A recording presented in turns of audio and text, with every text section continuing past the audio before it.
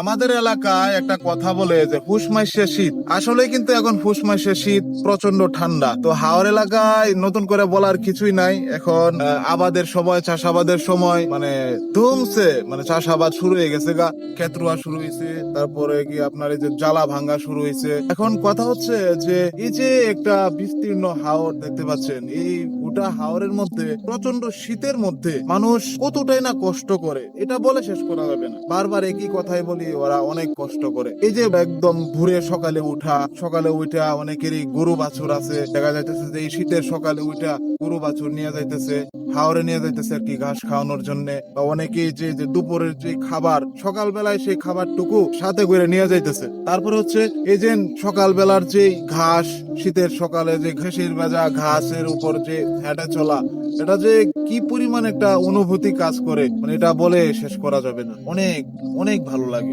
যে শীতের মধ্যে পানির মধ্যে নামতেছে, পানির মধ্যে নাইমিয়া ধান গাছ মানে রোপণ করতেছে, ক্ষেত রোয়াইতেছে। হাত মনে করেন যে শীতে একদম মানে খিচুনি উঠে যায়, কি পরিমাণ কষ্ট। অনেকে আবার কি করতেছে, কাজ করবে, কাদের মধ্যে কুদাল নিয়ে হাওরে যাইতেছে, মানে যে ক্ষেতের কাছার নিব, কুদাল দিয়ে কুপাইবো, এই কুদালটাও সাথে নিয়ে যাইতেছে সকালবেলা। কিন্তু এই শীতটা সবার জন্য না, আসলেই শীত কিন্তু সবার জন্য না।